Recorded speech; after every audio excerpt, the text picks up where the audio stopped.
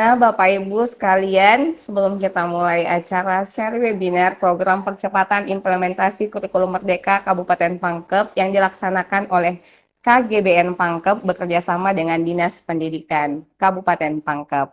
Nah, hari ini adalah sesi ketiga kita dalam kegiatan webinar ya Ibu, sudah ada 2 sesi yang sudah kita lewati bersama. Nah, untuk sesi ketiga ini temanya adalah asesmen Merdeka Belajar yang akan dibawakan oleh Bapak Lutfi Alam. Nah, beliau ini adalah Ketua Bidang Advokasi dan Kebijakan BPN KGBN. Nah, beliau juga adalah seorang guru dan praktisi pendidikan yang aktif dalam kegiatan pengembangan guru dan peningkatan ekosistem pendidikan yang berpihak ke peserta didik. Nah, beliau ini juga adalah salah satu guru sosiologi di SMA Negeri 1 Sopeng. Masya Allah, jauh sekali sekolahnya ya Bapak.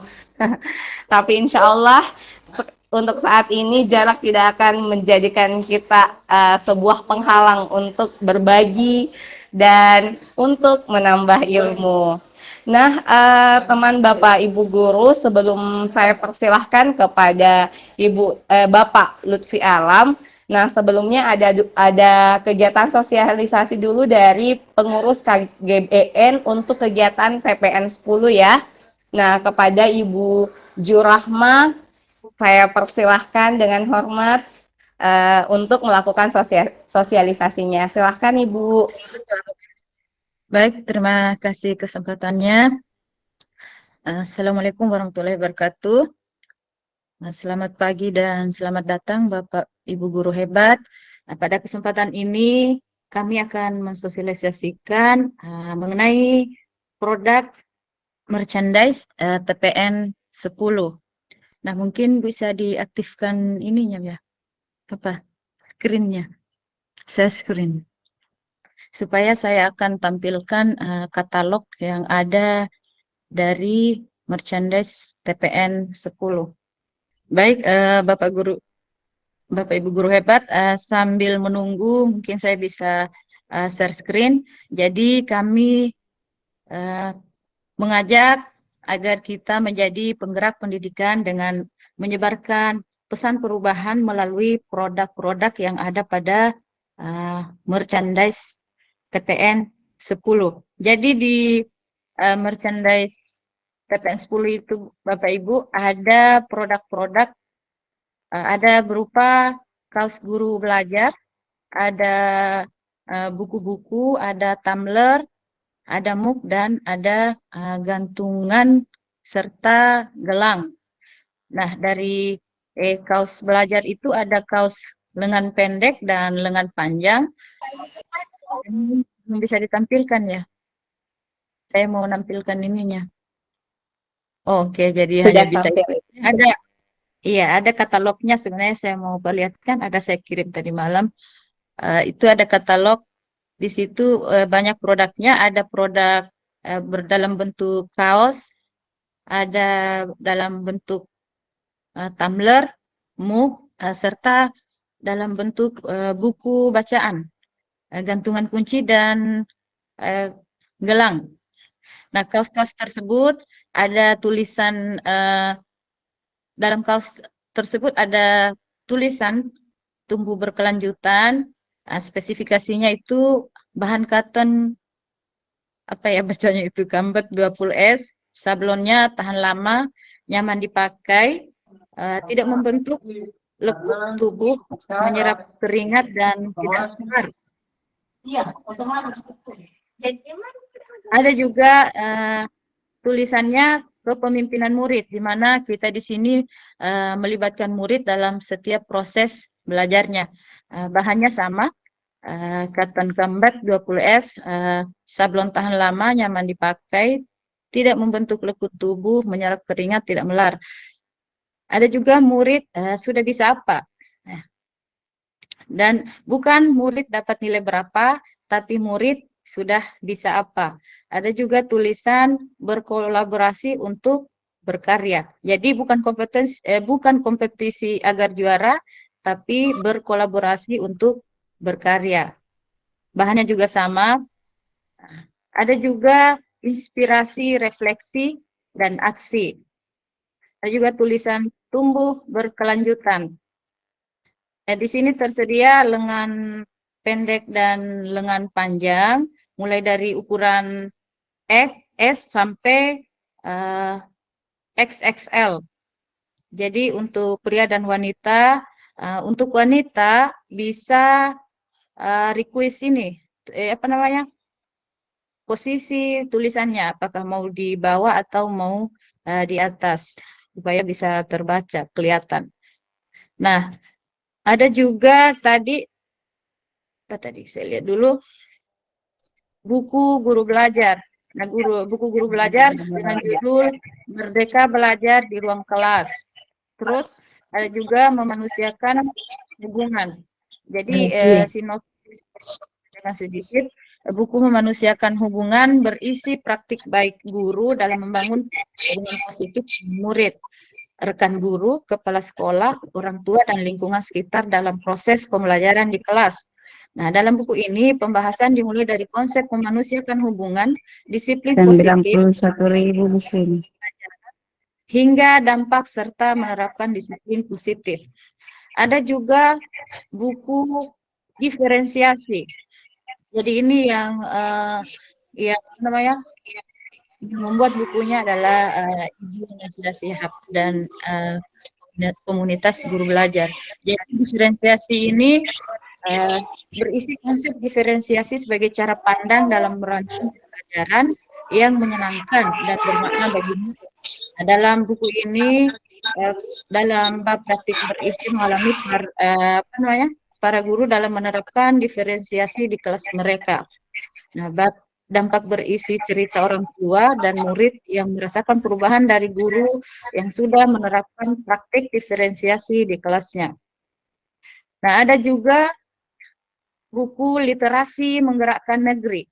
Nah, dalam buku literasi menggerakkan negeri hadir sebagai niatan memperkaya hasanah pembelajaran literasi. Nah, dalam buku ini kita diajak memahami literasi mulai dari miskonsepsi hingga menemukan esensi, memahami kompleksitas konsep literasi dan menelusuri perjalanan literasi yang berawal dan berakhir pada murid melalui praktik baik yang telah dilakukan oleh guru-guru. Nah, ada juga buku teknologi untuk masa depan. Dalam buku teknologi untuk masa depan berisi kumpulan praktik baik pembelajaran guru menggunakan teknologi di kelas yang dilandasi relasi positif antara guru, murid, dan orang tua. Nah, strategi memandu murid menguasai pemahaman mendalam terhadap berbagai konsep. Memandu murid menguasai keahlian melalui proses yang berjenjang dengan pilihan tantangan yang bermakna dan strategi yang memandu murid melibatkan berbagai sumber daya. Ada lagi namanya Merayakan Asesmen Merdeka Belajar. Nah, buku Merayakan Asesmen Merdeka Belajar berisi praktik baik yang telah dilakukan guru dalam melaksanakan asesmen di kelasnya. Mulai dari asesmen diagnostik sebelum pembelajaran, asesmen formatif selama proses pembelajaran, asesmen sumatif terhadap capaian pembelajaran murid, dan pameran karya yang merangkum proses belajar murid. Nah, selanjutnya selain buku itu ada Tumblr. Tumblr itu tulisannya di Tumblr ada tulisan murid sudah bisa apa. Nah, material Tumblr itu material plastik terstandarisasi FDA dan SGS approved, bebas BPA, desain yang ramping dengan tutup kedap air. Jadi kapasitas tumbler 370 ml, diameternya 7 cm dengan tinggi 17,5 cm. Nah, ada juga MOOC. MOOC tulisannya sama, bukan murid dapat nilai berapa, tapi murid sudah bisa apa. Nah, ada material keramik standar SNI dapat dipakai untuk minuman panas maupun dingin. Tumuknya kapasitasnya 330 ml, diameter 8 cm dengan tinggi 9,5 cm. Nah, ada juga gantungan kunci TPN, terus dari bahan apa ini rubber lebar 40 mm, panjang 65 mm. Nah, ini harganya murah ini, hanya 10.000. Nah, termasuk gelang TPN sama dari bahan rubber panjang 170 mm sampai 195 mm, diameternya 53 mm sampai 61 mm. Harganya lebih murah lagi, 8.000. Nah, Bapak Ibu, untuk kaos-kaosnya itu sekarang juga lagi promo sekarang. Masih promo katanya. Jadi dari harga dulu kan harga 140 untuk lengan pendek, sekarang 125, tapi belum termasuk ongkir. 1 kilogram ongkir itu sudah muat 3 sampai 4 pieces. Nah, untuk lengan panjang eh, sekarang promonya 140.000. Nah, inilah produk merchandise TPN 10. Bagi yang berminat, silakan menghubungi kami. Tadi ada dua di share screen. Oh ya, ini. Ini untuk harganya bisa Bapak Ibu lihat. Ada. Nah, tadi untuk cara memesannya bisa menghubungi kami, ada di yang satunya tadi, Bu. Ada tadi dengan mentransfer ke eh, rekening KGBN Pangkep. Bisa hubungi nomor yang tertera tadi di flyer yang satu. Nah, ya, jadi silakan Bapak Ibu bisa memesan di lewat kami, ada Jurrahmah dengan nomor 081 242 155 046.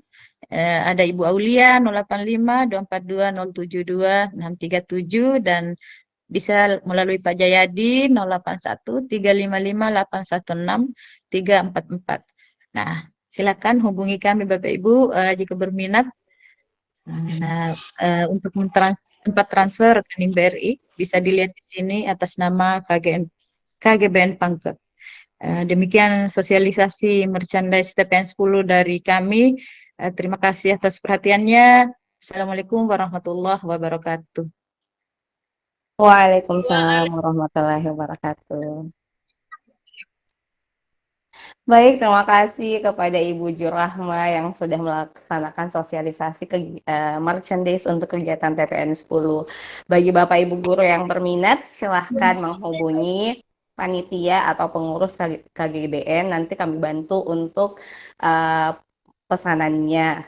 Nah, insya Allah kalau baju kaos itu menarik ya untuk dipakai sama-sama. Mungkin pada saat kegiatan TPN 10 nanti ada yang mau pakai baju persatuan. Yuk kita sama-sama bersatu menggunakan kaos TPN 10 ya.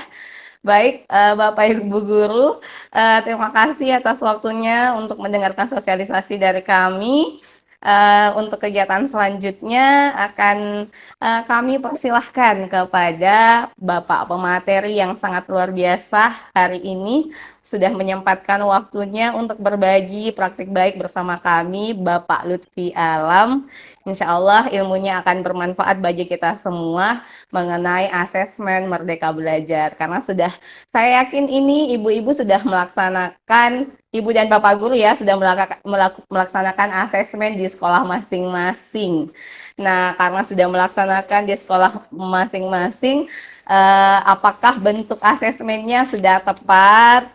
Tahukah fungsi asesmennya? Kemudian asesmen apa saja sih yang bisa masuk ke nilai rapor? Nah, baik Bapak Ibu Guru, untuk mengetahui lebih banyak tentang asesmen, mari kita persilahkan Bapak Lutfi Alam untuk mengambil alih di room ini. Dengan saya sambut ya Pak, saya sambut dengan tepuk ceria. Ya, ceria. Silahkan Bapak Lutfi Alam. Terima kasih.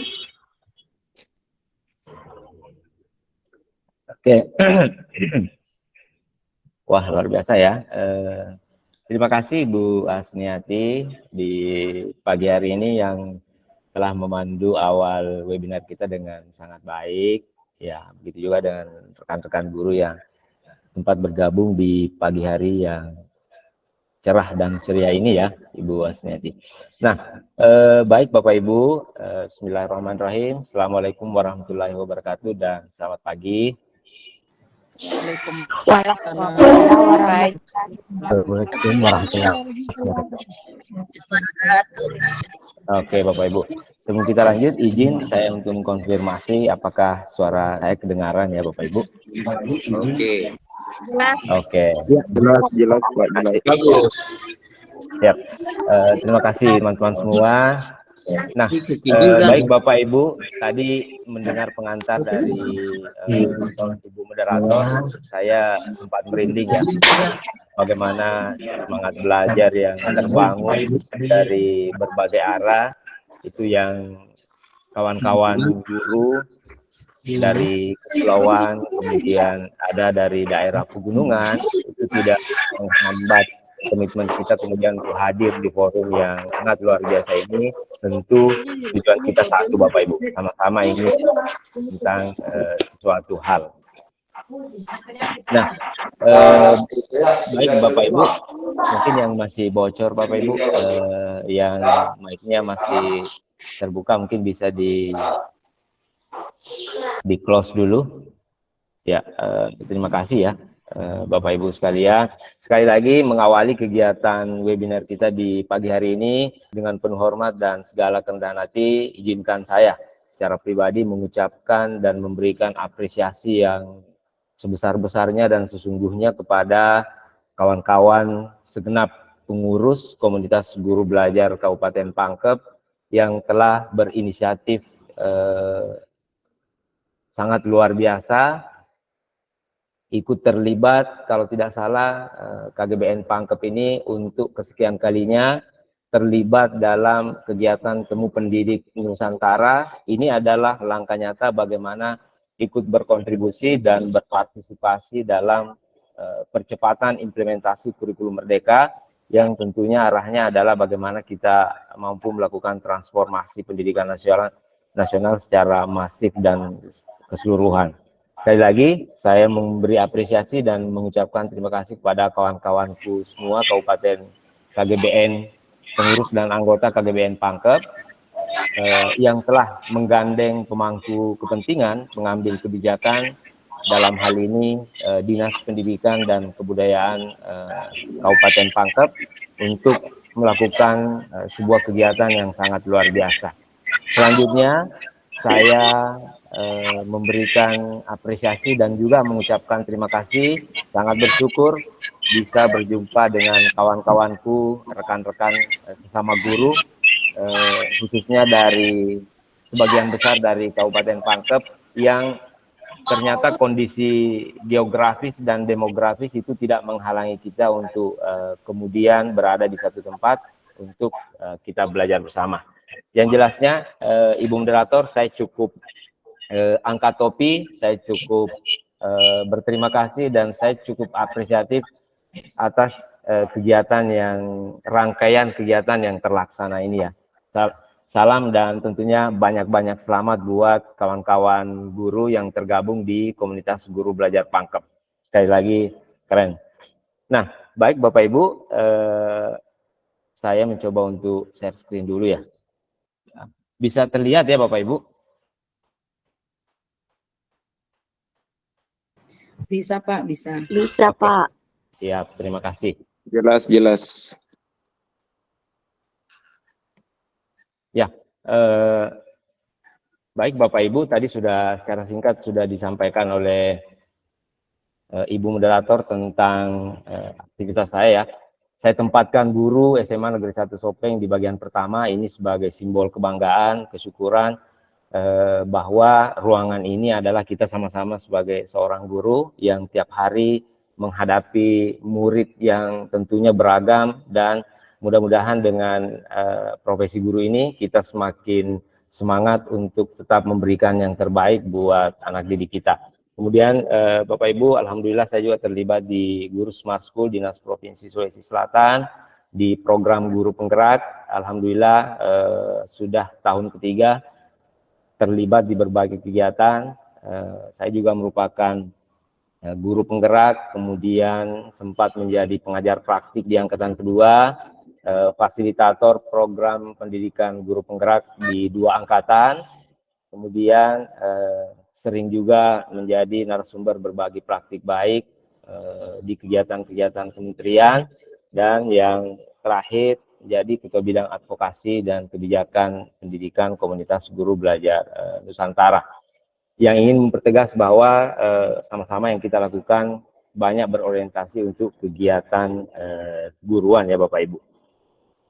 Nah, selanjutnya Bapak Ibu, izin webinar ragam asesmen Merdeka Belajar. Nah, mungkin tadi di awal saya sudah membaca hampir secara keseluruhan nama lengkap dan tempat satuan tugas Bapak Ibu. Di awal ini saya sudah memperkenalkan diri, sudah diperkenalkan juga oleh moderator ya. Kemudian mungkin Bapak Ibu sebagai ini juga masuk sebagai asesmen awal agar proses diskusi kita nanti lebih komprehensif. Mungkin kita bisa berbagi kira-kira, silahkan Bapak Ibu, tadi sudah saya simak nama, kemudian tempat satuan pendidikan Ibu bertugas. Kalau boleh silahkan Bapak Ibu dituliskan kira-kira di kolom chat peran apa Bapak Ibu di satuan pendidikan masing-masing. Saya ingin peran itu agak lebih luas ya. Peran itu bukan hanya sebagai guru, tapi silahkan Bapak Ibu peran-peran yang selama ini Bapak Ibu perankan di dunia pendidikan itu seperti apa. Boleh dituliskan sekarang Bapak Ibu, boleh wali kelas, kemudian pendamping siswa, mungkin ada yang kepala sekolah, ada wakase kurikulum, kemudian ada pelatih apa dan sebagainya. Oke, terima kasih Ibu Ruana. Ada yang wali kelas, guru kelas. Ya, mungkin bisa diperlebar lagi peran-perannya ya Bapak Ibu. Mungkin ada yang ketua MGMP, pengurus MGMP, ya guru kelas, ya wali kelas, ya pengurus KKG, urusan kurikulum, guru kelas, ya wali kelas, ada wakil kepala sekolah, Pak Tamrin, guru mapel, guru kelas, wali kelas, Ibu Suhaina, wali kelas, ya. Ya, silakan Bapak Ibu. Ya, ada yang wakase kurikulum, guru kelas, Ibu Kustia, Pak Hamka, Ibu, ada yang guru mapel. Ya, baik Bapak Ibu, sekali lagi terima kasih kepada seluruh rekan-rekan peserta yang telah menuliskan peran yang selama ini dijalani. Nah, ini adalah bagian daripada asesmen yang perlu kita lakukan. Paling tidak, peran-peran ini sangat penting, itu nanti ketika dalam melakukan rencana pembelajaran selanjutnya. Sekali lagi, terima kasih Bapak Ibu yang telah menuliskan peran-peran yang sangat beragam, peran-peran yang sangat kontekstual, dan peran-peran kekinian yang dijalankan oleh sebagian besar Bapak Ibu guru. Sekali lagi, terima kasih. Nah, selanjutnya Bapak Ibu, di pagi hari ini kita akan masuk pada webinar ragam asesmen Merdeka Belajar. Nah, baik Bapak Ibu, di mengawali kegiatan kita saya ingin ini ada curhatan guru, mungkin tidak berlaku secara, mungkin ada sebagian besar yang mengalami. Saya sih melihatnya bahwa peristiwa ini, dinamika ini sebagian besar pernah kita alami selama menjalani profesi kita sebagai guru. Curhatan guru kemudian saya sampaikan, banyak materi yang ingin disampaikan ke murid, waktu terasa tidak pernah cukup, banyak target-target yang harus dicapai murid setelah materi dituntaskan. Pengetahuannya harus bertambah, keterampilannya harus dapat teramati, pemahamannya harus bisa diukur, murid juga harus bisa mengaplikasikan pembelajaran di kehidupannya sehari-hari. Terkait dengan materi, maka pasti sebagian besar pengalaman kita adalah dihadapkan pada timing, ya, antara, makanya kita biasa berada pada situasi fokus untuk menuntaskan materi atau fokus untuk memberikan layanan terbaik pendidikan bermakna kepada murid. Ini yang biasa situasi yang terjadi. Kemudian, tetapi di ujung pekan saat materi harus selesai, ternyata banyak konsep yang belum dikuasai murid.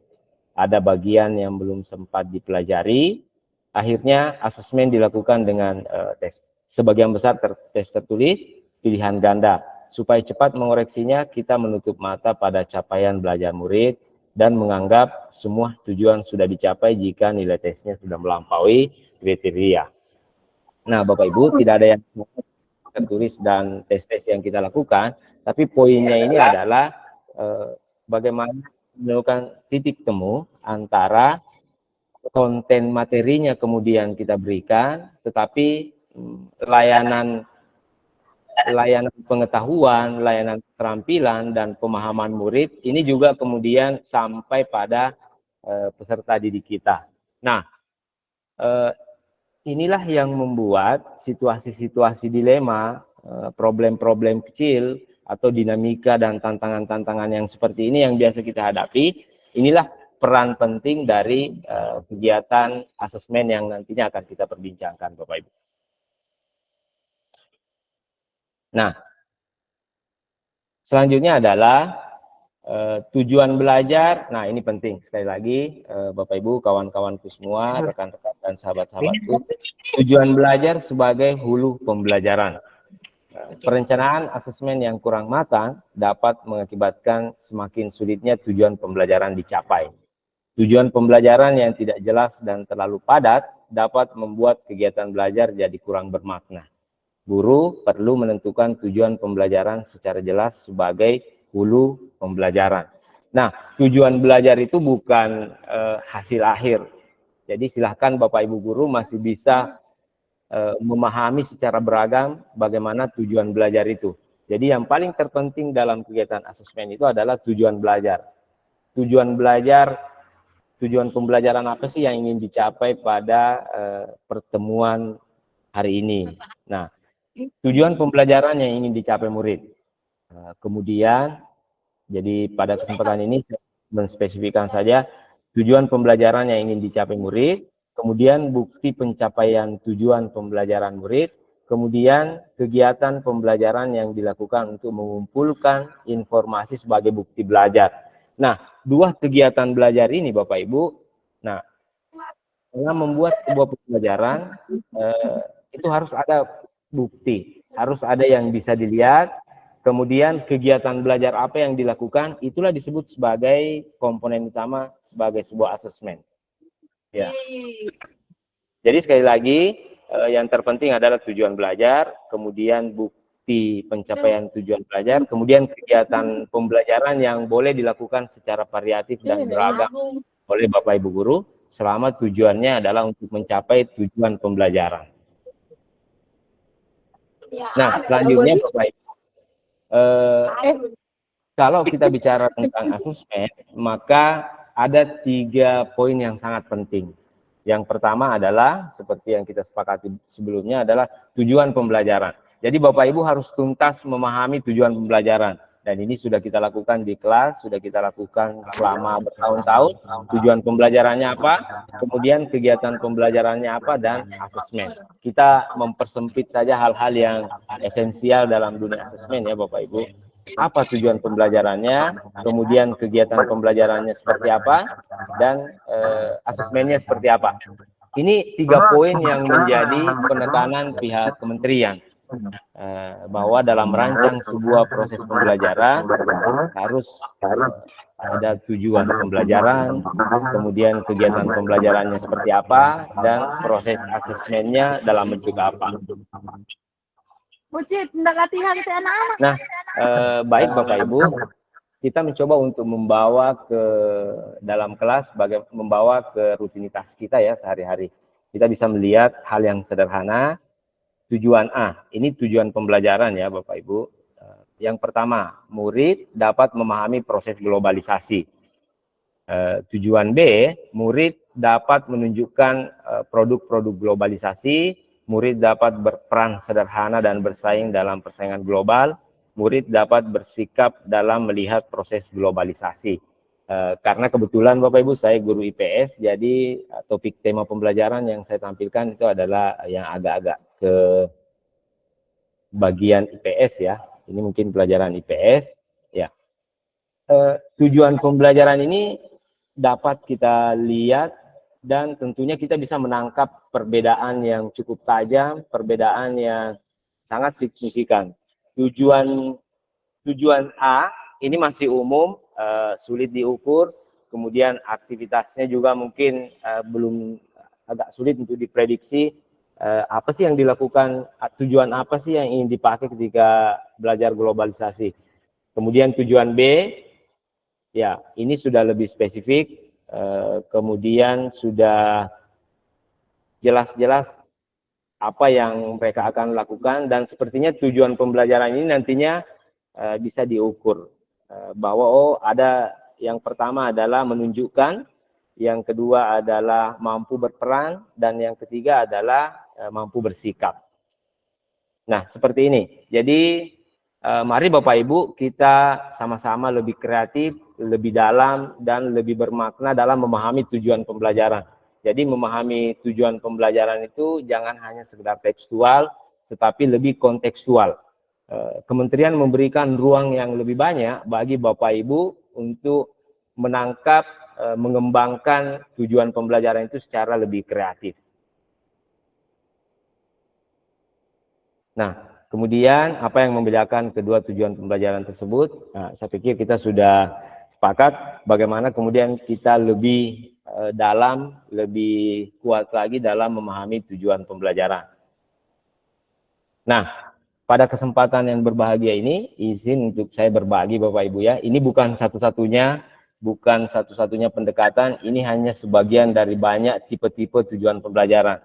Di pagi hari ini ada beberapa tipe tujuan pembelajaran yang saya akan tampilkan. Tentunya sangat penting mengetahui tipe tujuan pembelajaran. Yang pertama adalah ada tipe tujuan pembelajaran yang hanya bersifat pengetahuan. Kemudian ada tipe pembelajaran yang sudah mengarah pada sebuah pemahaman. Kemudian ada juga tipe tujuan pembelajaran yang berorientasi mengasah keterampilan, dan ada tipe tujuan pembelajaran yang sudah masuk pada kategori penerapan atau bersifat aplikasi. Nah, tipe tujuan pembelajaran ini penting untuk kita pahami, dan ini menjadi dasar nantinya Bapak Ibu dalam menyusun rencana asesmen yang Bapak Ibu akan lakukan. Nah, saya hanya mengulang saja Bapak Ibu, apa-apa yang ada di sini itu tentunya sudah familiar dengan Bapak Ibu, teman-teman semua tiap hari mungkin melakukan, sudah berpengalaman melakukan ini hanya saya mengulang saja bahwa beberapa kegiatan asesmen yang familiar, yang mayoritas kita lakukan dalam dunia pendidikan, khususnya ketika kita berinteraksi dengan murid-murid kita di kelas itu biasanya kita berikan ada tes esai, pilihan ganda tentunya sering kita lakukan, tes hafalan, kemudian tugas merangkum, ujian praktek, eksperimen, begitu juga dengan presentasi, kadang-kala kita diskusi, membuat prakarya dan proyek. Ini hanya sebagian dari mungkin masih banyak ragam asesmen yang Bapak Ibu pernah lakukan atau Bapak Ibu akan lakukan. Bicara tentang ragam kegiatan asesmen, ini bukan harga mati ya Bapak Ibu, ini masih bisa bertambah.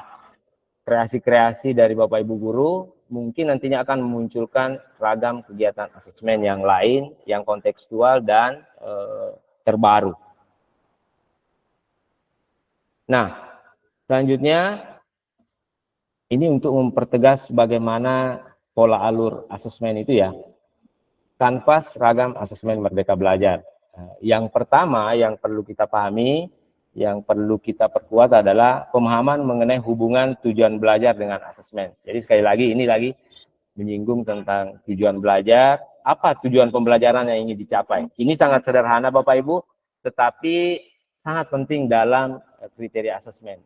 Apa sih tujuan pembelajaran yang saya akan capai selama 2 kali 45 menit, 3 kali 45 menit, atau dan sebagainya.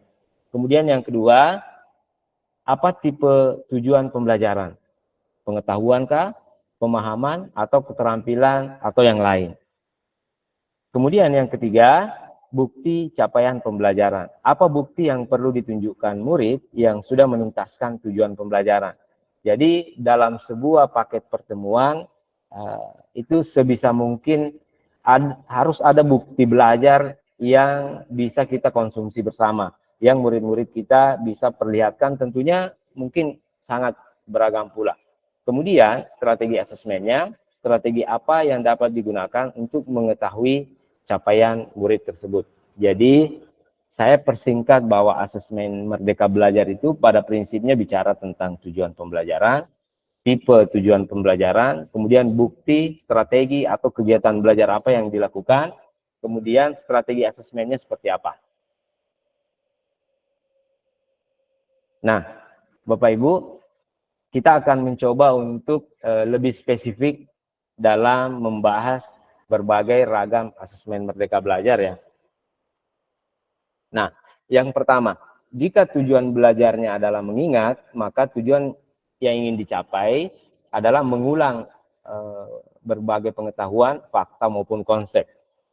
Strategi asesmennya, ini hanya opsi Bapak Ibu ya, boleh yang lain, tapi ini adalah opsi. Ketika tujuan belajarnya mengingat, maka tes tertulis dengan pilihan ganda mungkin bisa menjadi pilihan. Nah, tujuannya untuk apa? Untuk mendapatkan penilaian yang objektif, mengurangi kemungkinan ambiguitas, untuk menghemat waktu, terutama jika jumlah murid sangat banyak. Kemudian dampak pada capaian belajar murid, ya. Jadi ternyata pemberian tes pilihan ganda itu hasil penelitiannya menunjukkan Bapak Ibu bahwa penelitian hanya menyatakan bahwa bagi murid bentuk asesmen ini membantu mereka mendapatkan gambaran sejauh mana pengenalan mereka terhadap suatu materi. Jadi asesmen tes tertulis atau pilihan ganda, hasil penelitiannya ternyata ini ada dampak positif yang ditimbulkan. Kemudian Bapak Ibu, ini terkait dengan jika ingin dilakukan di lapangan, saran penggunaan asesmen ini adalah gunakan pada saat pembelajaran dalam jaringan, mungkin ketika e-learning ya, memungkinkan adanya fitur mengacak jawaban dan dapat dinilai secara otomatis. Kemudian kombinasikan dengan bentuk lain seperti isian, jawaban singkat, atau esai untuk memberi kesempatan murid mendemonstrasikan pengetahuannya dalam beragam cara. Jadi setiap strategi asesmen yang Bapak Ibu lakukan itu punya tujuan-tujuan yang khusus dan khas. Sisa dimaksimalkan saja Bapak Ibu. Kemudian yang kedua, jika tujuan belajarnya memahami, maka yang ingin dicapai, maka aktivitas yang berjalan di situ adalah membangun pemahaman dari suatu konsep. Nah, strategi asesmen yang bisa menjadi opsi adalah membuat peta konsep atau mind mapping. Nah, tujuannya untuk melihat kemampuan murid memetakan konsep yang dipelajari secara visual. Guru melihat pemahaman konsep melalui cara murid mengkoneksikan berbagai fakta dengan topik utama. Dampak pada capaian belajar murid, banyak penelitian yang menyatakan penggunaan peta konsep memberi dampak yang signifikan terhadap peningkatan capaian belajar murid. Penelitian juga menunjukkan penyusunan peta konsep secara kolaboratif lebih besar dampaknya dibanding secara individual. Saran penggunaannya Bapak Ibu, peta konsep dapat digunakan sebelum memulai suatu materi untuk melihat bagaimana murid mengaitkan pengetahuan sebelumnya dengan materi yang dipelajari. Peta konsep ini secara berkelanjutan dilengkapi seiring dengan bertambahnya konsep dari materi yang menjadi topik utama. Lakukan secara berkelompok untuk menyediakan kesempatan berdiskusi dan bertukar pikiran. Mengasah berpikir kritis murid dengan memberi umpan balik pada pendapat teman kelompok. Nah, saya ingin sedikit menyampaikan betapa memberikan kesempatan kepada anak-anak untuk membuat mind mapping atau membuat peta konsep itu sebenarnya sangat membantu bagaimana mereka mengasah kemampuan berpikir dan ketangguhan bernalarnya Bapak Ibu. Jadi silahkan mereka diberikan kesempatan, karena membuat peta konsep berarti melatih murid-murid kita untuk mengaitkan dari satu pemahaman ke pemahaman yang lain. Karena belajar itu kan memang hanya mempertemukan pemahaman yang tiap hari mungkin berubah, tiap hari ada penguatan, tiap hari ada refleksi, maka peta konsep ini bisa menjadi sesuatu opsi yang boleh dipilih oleh Bapak Ibu. Nah, kemudian jika tujuan belajarnya adalah mengaplikasikan, tentu menggunakan gagasan dan konsep untuk menyelesaikan masalah. Kemudian strategi asesmen yang disarankan, ini hanya opsi, boleh bermain peran ya, untuk melihat kemampuan murid menggunakan konsep dalam peran tertentu, mendemonstrasikan keterampilan dan menguraikan konsep dengan kalimat sendiri. Dampak jika anak-anak diberi kesempatan untuk bermain peran adalah penelitian menunjukkan peningkatan pada kemampuan murid dalam berkolaborasi dan meningkatkan keterampilan berkomunikasi. Syaratnya, bermain peran dapat dilakukan jika guru sudah mengenal seluruh murid dengan baik, sehingga distribusi peran bisa dilakukan lebih optimal. Sediakan instruksi yang jelas tentang apa yang harus dilakukan murid selama bermain peran, termasuk mengkomunikasikan rubrik yang digunakan. Segera berikan umpan balik. Umpan balik juga bisa diberikan oleh anggota kelompok terlibat. Nah, bermain peran ini Bapak Ibu, ini dapat mengurangi problem-problem anak-anak kita. Ya, itu hasil penelitian menunjukkan bahwa kemampuan soft skill anak-anak kita itu kemudian yang harus ditingkatkan. Kemampuan mereka dalam berkolaborasi, kemudian bagaimana kecakapan mereka dalam berkomunikasi, ini yang harus ditingkatkan. Karena jujur saja, seperti yang Bapak Ibu ketahui, bahwa dunia kerja di masa yang akan datang, murid-murid yang kita ajar di SD SMP nantinya itu ya kalau bahasa menantangnya adalah bukan ijazahnya yang dibutuhkan, tapi kompetensi apa yang mereka bisa tunjukkan nanti ketika di masa yang akan datang. Ya, jadi penting sekali memang bagaimana memaksimalkan pelibatan murid di kelas. Saya selalu mewanti-wanti, kasihan kalau umpamanya anak-anak kita datang ke sekolah kemudian tidak pernah melakukan sesuatu sampai dia pulang. Jadi paling tidak ya ada yang mereka lakukan, ada ruang untuk berinisiasi, ada ruang untuk berpendapat, dan ada ruang mereka untuk terlibat. Jadi Bapak Ibu, pada poin ini kita harus memandang murid-murid kita sebagai orang-orang yang bisa diberdayakan dan dilibatkan, bukan sebagai anak-anak yang hanya menunggu dari gurunya. Kita harus memandang mereka bahwa mereka mampu melakukan peran-peran yang beragam. Mereka mampu berbuat lebih banyak. Contoh umpamanya dalam aspek digital, pembuatan, saya kemarin itu menyampaikan, coba libatkan anak-anak dalam pembuatan poster-poster digital untuk kepentingan orang dewasa ya. Harus diakui anak-anak kita itu yang usia remaja, SMP, SMA, bahkan SD, anak-anak kita sudah terampil bermain Canva. Nah, inilah yang jelasnya bagaimana peran-peran murid ini dimaksimalkan. Sosok anak-anak kita jangan dipandang sebagai anak yang tidak tahu apa-apa, tapi mereka punya potensi tentunya, Bapak Ibu. Kemudian, jika tujuan belajarnya adalah menganalisis, maka strategi asesmen yang diberikan boleh anak-anak kita dilatih atau diberi kesempatan untuk membuat laporan kegiatan sederhana. Tujuannya adalah untuk melihat kemampuan murid menemukan alur berpikir pada topik yang dibahas, mendemonstrasikan keterampilan mengorganisasikan hasil berpikir secara runut dan terarah. Ya, laporan kegiatan dapat memberi kesempatan murid menyampaikan sesuatu berdasarkan sudut pandangnya. Adanya laporan kegiatan juga dapat membuat murid mempertahankan keterlibatan terhadap suatu kegiatan sejak awal. Beberapa saran Bapak Ibu yang bisa diperhatikan dalam melakukan asesmen ini adalah murid perlu diberi informasi sejak awal mengenai tujuan, konten, kriteria, penilaian, dan waktu pengerjaan laporan kegiatan. Guru harus segera memberikan umpan balik dari laporan yang dibuat untuk memastikan murid mendapatkan respon mengenai hasil kerjanya. Beri juga kesempatan murid berkonsultasi di sepanjang proses pembuatan laporan kegiatan.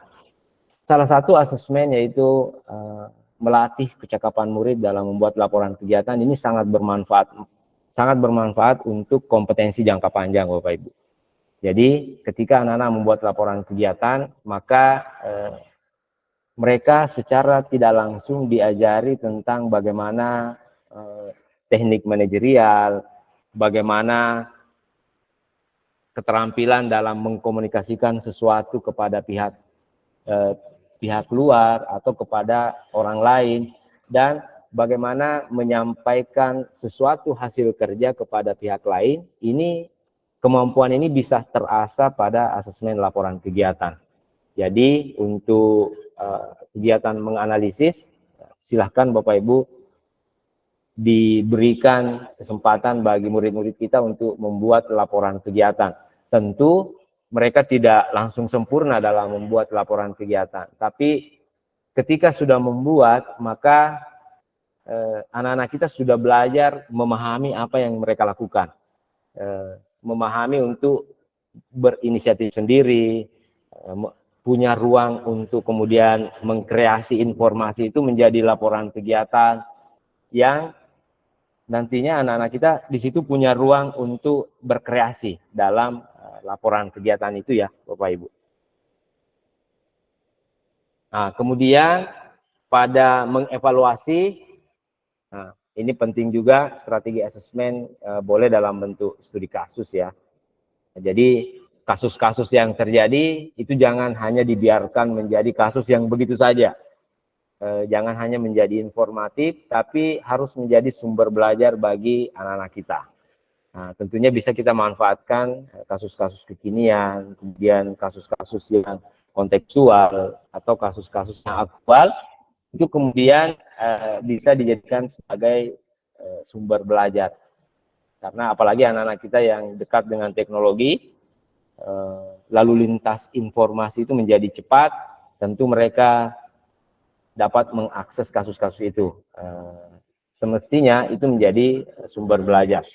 Nah, baik Bapak Ibu, tujuan penggunaan strategi asesmen studi kasus, yang pertama adalah untuk melihat kemampuan murid menemukan hubungan dari berbagai konsep dengan topik utama, mendemonstrasikan keterampilan dalam melihat sebab akibat ya.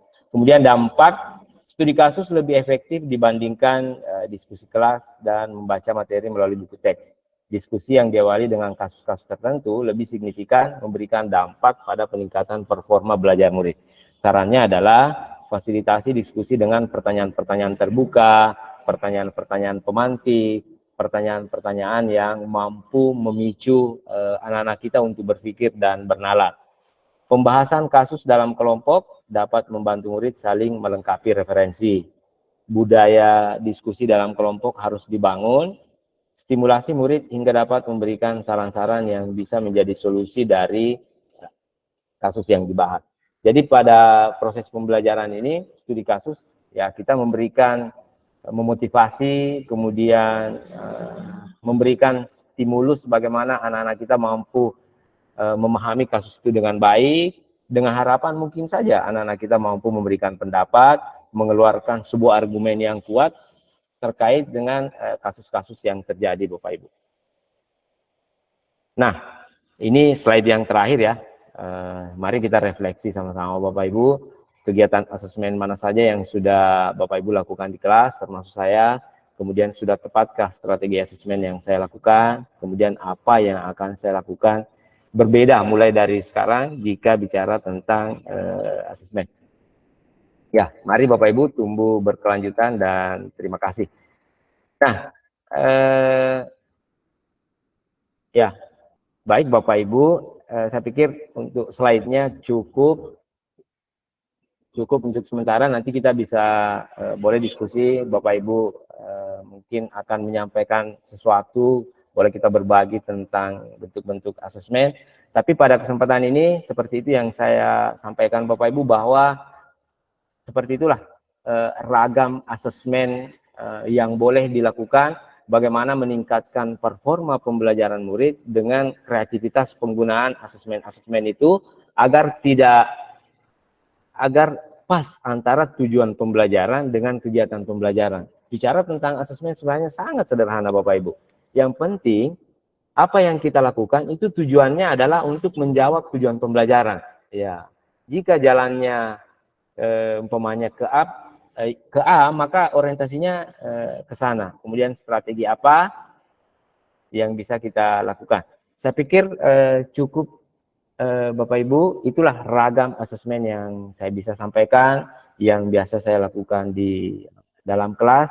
Nah, Bapak Ibu punya ruang, punya kesempatan untuk melakukan kreativitas, untuk melakukan penambahan-penambahan, untuk melakukan penyempurnaan-penyempurnaan berbagai asesmen. Nah, bicara tentang asesmen, yang penting Bapak Ibu boleh melakukan apa saja selama tujuannya adalah untuk meningkatkan performa pembelajaran dan meningkatkan kompetensi peserta didik. Nah, saya pikir seperti itu dulu, Ibu Asniati. Saya kembali serahkan ke moderator. Silakan Ibu. Baik Pak, terima kasih banyak atas materinya yang sangat luar biasa, Masya Allah. Singkat, padat, namun sangat berisi. Ya, kita kasih aplaus untuk pemateri kita hari ini.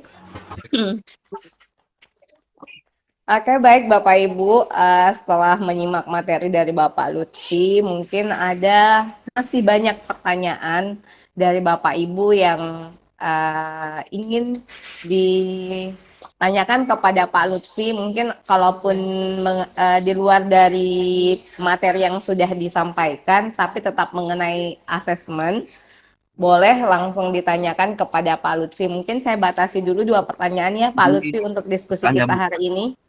Izin Bu, tanya. Oh iya. Ya baik, saya persilahkan dulu sama Bapak Ahiruddin ya. Iya. Boleh Bapak open mic. Ya, terima kasih atas kesempatan yang diberikan. Assalamualaikum warahmatullahi wabarakatuh. Waalaikumsalam warahmatullahi wabarakatuh. Ya, menarik sekali materi yang telah dipaparkan oleh Bapak Lutfi tadi. Singkat, padat, namun tentu menjadi pembelajaran bagi kita. Saya sempat mencatat beberapa materi beliau itu terkait mengenai ragam asesmen. Saya fokus kepada membuat prakarya dan proyek itu.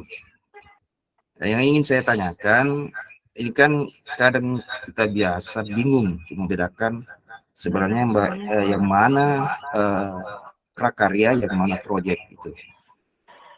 Nah, terus mungkin bisa nanti dijelaskan Pak, asesmen seperti apa yang cocok ya, sehingga itu dikatakan prakarya, dan proyek itu seperti apa. Karena sementara ini sebenarnya saya sudah membuat proyek P5 di kelas itu, tapi saya belum bisa memastikan apa asesmen saya ini sudah betul apa tidak. Proyek saya itu adalah membuat apa ya, temanya itu membuat apa, biji tanaman menjadi tumbuh itu. Proyek itu agak lama. Cuma yang ada pertanyaan kemarin teman itu yang mengatakan bahwa apakah proyek itu harus berupa produk atau hasil yang dinilai atau apa. Nah, saya mengatakan bahwa sebenarnya kalau proyek itu kan, ini kan P5 Pak ya, proyek P5 yang saya buat. Jadi saya fokusnya itu kepada pengembangan karakter ya. Seperti yang ada di dimensi P5 itu. Kemudian yang saya lebih pertajam lagi, sebenarnya yang prakarya itu kan dia produk Pak ya. Ya. Mohon nanti dijelaskan Pak, sebenarnya tapi perbedaan yang signifikan antara membuat prakarya dengan proyek itu dari mananya itu? Apakah dari produknya, hasilnya, atau dari apanya, proses atau apa? Demikian, terima kasih. Assalamualaikum warahmatullahi wabarakatuh. Baik, terima kasih Bapak Ahiruddin atas pertanyaannya. Bagaimana Bapak Lutfi, apakah langsung dijawab atau kita menampung pertanyaan dulu? Boleh saya langsung jawab ini Bu. Oke, silahkan Bapak. Terima kasih. Terima kasih Bu Asniati. Nah, baik Bapak Ibu, Bu Asniati kalau tidak salah saya tadi paparkan materi kurang dari 30 menit ya. Nah, betul sekali Pak. Ini juga hasil asesmen yang saya lakukan Bapak Ibu. Bahwa berbicara di depan orang dewasa, jangankan 30 menit. 20 menit saja itu kawan-kawan sudah bosan. Nah, makanya ini juga perlu bahwa apa yang saya lakukan ini juga bagian daripada asesmen. Itu betapa pentingnya kita melakukan asesmen, betapa pentingnya kita mengevaluasi, menilai, dan melihat kembali apa-apa yang kita lakukan. Karena bisa saja apa yang kita percaya sebelumnya itu sudah tidak berlaku hari ini.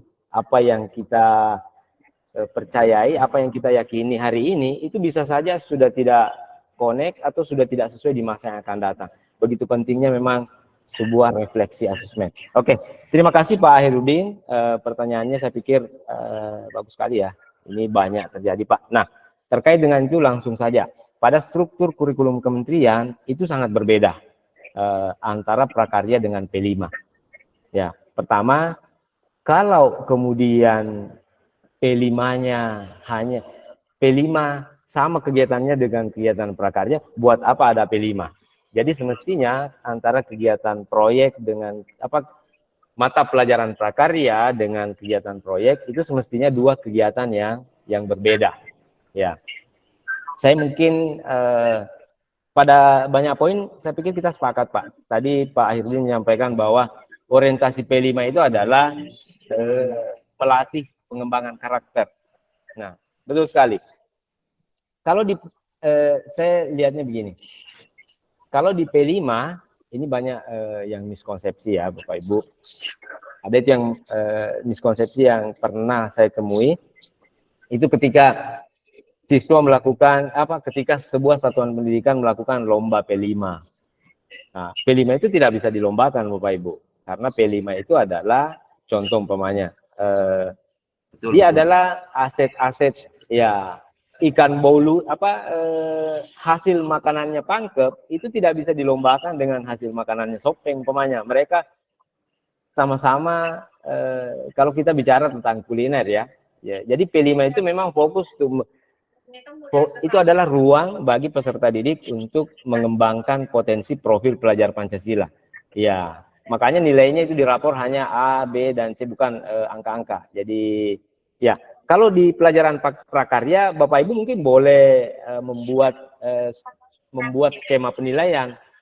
Ya, itu. Kemudian yang selanjutnya Pak Ahirudin, saya pikir benar bagus sekali refleksinya Pak. Saya yakin berarti Pak Ahirudin nanti P5-nya akan lebih bagus ketika mampu ketika mampu membedakan ini ya antara P5 dengan prakarya. Kegiatan proyek itu tidak mesti harus berbasis sebuah produk, tapi bagaimana melatih kecakapan dan kemampuan anak-anak dalam berpikir dan melatih karakter itu. Tidak mesti harus produk.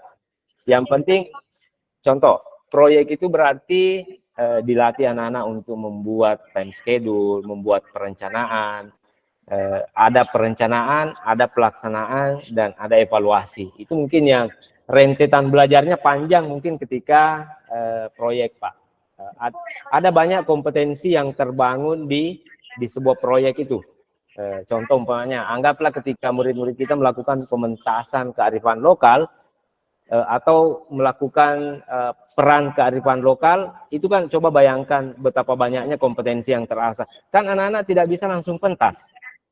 Harus ada naskah dulu. Naskah itu tidak datang begitu saja. Harus dipelajari dulu. Dipelajari buku-buku. Anggaplah kita ingin mementaskan sebuah lakon kearifan lokal ya untuk P5.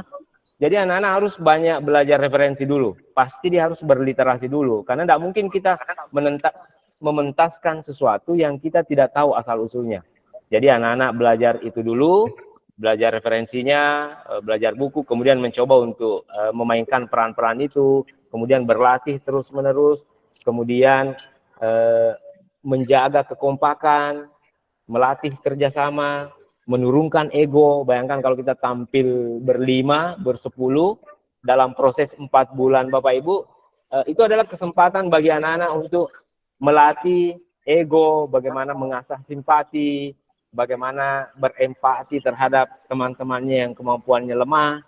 Nah, itu adalah substansi dari P5. Nah, kalau prakarya berarti bisa saja hanya orientasinya adalah bagaimana membuat karya-karya yang terbaik.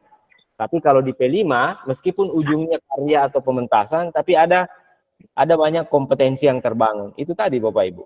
panjangnya itu 4 bulan anak-anak mungkin ada yang jengkel ke temannya karena kurang terampil, tapi disitulah tempatnya dia untuk dewasa, memahami temannya. Ada juga kompetensi yang empati yang terbangun, bagaimana mencarikan peran yang tepat bagi teman-temannya yang mungkin agak berkebutuhan khusus. Itulah kompetensi yang terbangun ketika kita bicara tentang P5. Dan tentunya berbeda dengan proyek. Jadi kalau bicara tentang proyek, Pak, maka proses yang panjang, kemudian ada banyak kompetensi yang terbangun, kesempatan bagi murid untuk melatih diri, apalagi kalau kita bicara tentang P5. Saya pikir, dan itu 4 bulan itu Bapak Ibu, 4 bulan, anggaplah kita ambil satu contoh ketika anak-anak mau pementasan, berarti kan berlatih. Kalau di SMA itu 4 bulan mereka berlatih, kompetensi, disitulah pengembangan karakternya betul-betul terlatih Bapak Ibu. Awalnya mungkin dia jengkel ke temannya, ini sulit, kemampuannya agak lemah, kemudian di satu sisi kreativitasnya ketika baik, maka seluruh dimensi profil pelajar Pancasila itu akan terbangun. Yang pertama adalah kreatif, bekerja sama, kolaboratif. 6 dimensi profil pelajar Pancasila ketika desain pelaksanaan P5 ini berjalan baik, maka 5 kompetensi itu pelan-pelan akan bertumbuh dan berkembang di dalam peserta didik. Yang penting kita harus sabar, bagaimana memahami situasi, bagaimana memahami proses pembelajaran P5 ini. P5 memang tempatnya untuk itu. Ya, saya pikir seperti itu Pak Ahirudin. Untuk beberapa poin, saya pikir bagus Pak. Ketika sudah punya pandangan, mampu merefleksi bahwa apa sih perbedaan antara proyek P5 dengan pembelajaran prakarya. Dan pasti berbeda, karena tidak mungkin pemerintah membuat 2 kegiatan belajar yang tentunya double. Saya pikir seperti itu Ibu Asniati. Baik, terima kasih Pak Lutfi atas jawabannya. Semoga Pak Ahirudin sudah menerima feedback dari Bapak Lutfi. Nah, apakah masih ada pertanyaan? Kita Mas buka Abu Bakar, Bu. Ya, izin bertanya, Bu. Oke, satu. Ibu Asniati. Oh iya, silahkan Ibu Hasna ya. Iya, Bu. Makasih banyak. Ya, silahkan. Saya open tidak mic. bisa on kamera, Ibu, karena sementara ini di tempat tugas dan agak kayaknya jaringan kurang begitu bersahabat, Ibu Asniati. Ya, tidak apa-apa Ibu, silahkan. Ya, terima kasih banyak atas kesempatan yang diberikan. Assalamualaikum warahmatullahi wabarakatuh. Waalaikumsalam warahmatullahi wabarakatuh. Untuk rekan-rekan yang ada di sini, terutama Pak Lutfi yang telah memberikan pencerahan tentang bagaimana sebuah asesmen yang diadakan di sekolah. Maaf Pak Lutfi, saya Ibu Hasna Abu Bakar dari SMP Negeri 2 Pangkajene. Itu sangat tertarik dengan apa yang telah Pak Lutfi jelaskan, yaitu tentang asesmen bagaimana anak mampu dan dapat memberikan sesuatu yang bisa dia pegang untuk menuju ke asesmen baik itu formatif maupun sumatif. Jadi pertanyaannya Pak Lutfi, bagaimana kalau misalnya di dalam saya menjalankan sejalan dengan apa yang telah disampaikan tadi Pak Hairudin, bahwa untuk P5, apakah asesmen ini sangat berpengaruh juga di ketika saya mengadakan P5 atau proyek yang akan saya angkat di dalam asesmen itu tadi, apakah sangat berpengaruh? Lalu yang kedua, apa yang mesti saya lakukan Pak untuk menjalankan asesmen baik itu formatif atau sumatif ketika saya membuat sebuah proyek pada anak-anak, kebetulan saya bahasa Indonesia Pak. Apakah yang mesti, misalnya saya pementasan drama, apakah asesmennya ini sesuai dengan 4 kompetensi ataukah hanya 2 dan melibatkan guru-guru yang lain yang sejalan untuk terintegrasi dengan mata pelajaran saya. Nah, seperti itu Pak Lutfi. Terima kasih banyak. Assalamualaikum warahmatullahi wabarakatuh. Waalaikumsalam warahmatullahi wabarakatuh. Terima kasih Ibu Hasna atas pertanyaannya. Mungkin Ya. langsung dijawab ya Pak Lutfi. Oke, terima kasih Bu Hasniati ya. Wah, Ya. terima kasih Bu Hasna ya, pertanyaan yang saya pikir pertanyaan sebagai saya paham bahwa Ibu Hasna sebagai pemain di lapangan ya, paham betul tentang asesmen. Yang pertama mungkin pertanyaan pertama adalah pengaruh asesmen. Benar Bu, saya pikir perlu kita sepakat ya Bu Hasna bahwa pengaruh asesmen itu memang sangat berpengaruh. Cuma yang saya ingin sampaikan, bahkan saya selalu kampanyekan di mana-mana, tolong Bapak Ibu, asesmen itu bukan untuk mendiskreditkan peserta didik, tapi asesmen itu adalah alat bantu yang coba kita temukan untuk kemudian membantu alur dan rute belajar murid-murid kita. Ya.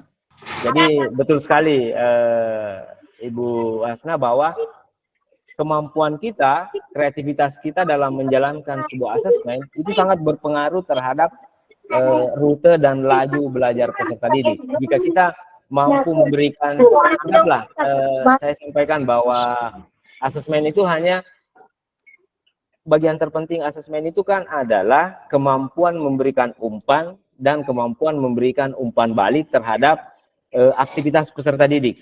Jika umpan baliknya tepat, jika umpan baliknya tepat, maka Bapak Ibu secara langsung itu sudah memberikan asesmen yang baik. Nah, tentu kalau umpan baliknya juga kurang bagus, maka hasilnya kurang bagus. Jadi sepakat bahwa pengaruh asesmen dalam proses pembelajaran itu sangat penting Bapak Ibu. Bahkan sebenarnya menjadi sangat vital.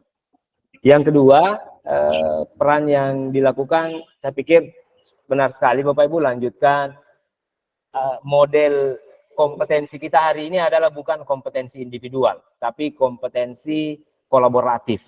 Ya. Dan di dunia nyata juga seperti itu Bapak Ibu, bahwa bagaimana ruang belajar itu bukan milik sendiri-sendiri, tapi betapa banyak, seberapa banyak pembelajaran terintegrasi yang Bapak Ibu lakukan, itu adalah atmosfer pendidikan yang tentunya memang kita butuhkan. Kalau kita tarik ke dunia nyata Bapak Ibu, bagaimana kolaborasi dan itu sangat penting, kita tidak pernah melihat bahwa bertengkar itu antara Alfamart dan Indomaret. Mereka sama-sama kreatif dalam merebut pasar, mereka sama-sama kreatif dalam bagaimana melakukan pembenahan-pembenahan. Jadi di dunia nyata memang dituntut untuk kita berkolaborasi, di dunia pendidikan saya pikir jauh seperti itu. Karena hari ini saya sangat percaya bahwa keterampilan berkolaborasi itu jauh lebih penting dibandingkan dengan keterampilan berkompetisi dalam tanda kutip ya. Satu hasil penelitian yang saya ingin sampaikan teman-teman sekalian, bahwa hari ini rekan-rekan itu mendapatkan pekerjaan itu lebih banyak dari pertemanan. Ini hasil yang terbaru, ini salah satu hasil ya. Nah, makanya kemudian P5 hadir untuk itu. Bagaimana melatih kolaborasi, melatih empati, karena ternyata di dunia nyata juga seperti itu yang dibutuhkan. Saya pikir seperti itu Ibu Hasna, yang dilakukan oleh Ibu Hasna. Silakan lanjut. Bagaimana Iya Pak, makasih. Iya. Semakin mengkreatifkan pembelajaran terintegrasi Bu Rahma. Kalau mampu, kalau bisa ya satu sekolah itu kemudian dilibatkan untuk satu topik dan tema pembelajaran. Itu keren sekali Bapak Ibu. Kasihan umpamanya, ya kalau perlu hasil belajar hasil belajar mapel itu kemudian dipertemukan dalam sebuah kegiatan yang kolaboratif. Saya pikir keren yang dilakukan oleh Ibu Hasna. Lanjutkan Bu. Iya. Makasih Pak, makasih. Terima kasih banyak ya. Saya sangat termotivasi dan betul-betul ada pencerahan dari Bapak, dan mudah-mudahan apa yang saya lakukan itu menjadi berkah dan bermanfaat bagi diri saya dan murid saya. Makasih Pak. Assalamualaikum warahmatullahi wabarakatuh. Waalaikumsalam warahmatullahi wabarakatuh. Terima kasih Ibu Hasna yang sangat luar biasa sudah memberikan kami inspirasi. Iya, semoga Bapak Ibu guru terinspirasi juga dari apa yang dilakukan Ibu Hasna ya. Baik Bapak Ibu, mungkin masih bisa kita membuka diskusi. Ya, dengan Ibu siapa, Ibu? Dengan Ibu Nurhit. Oh, Ibu. Ya, silahkan Ibu. Ya, Assalamualaikum warahmatullahi wabarakatuh. Waalaikumsalam warahmatullahi wabarakatuh. Ibu Hasniati dan Pak Lutfi serta teman-teman sesama guru hebat. Sebelumnya terima kasih banyak Pak atas materi yang telah dijelaskan. Sangat baik dan sangat menarik, apalagi untuk saya yang baru mengerti, yang baru awal untuk mau menerapkan IKM di sekolah. Begini Pak, saya adalah seorang guru TK. Insya Allah tahun ini kami ingin menerapkan IKM di sekolah. Pertanyaan saya, menurut Bapak, dari semua strategi asesmen yang tadi Bapak telah jelaskan, manakah kira-kira yang paling cocok untuk kami terapkan di TK Pak? Sebagai awal pengenalan kurikulum merdeka. Demikian Pak, terima kasih banyak. Assalamualaikum warahmatullahi wabarakatuh.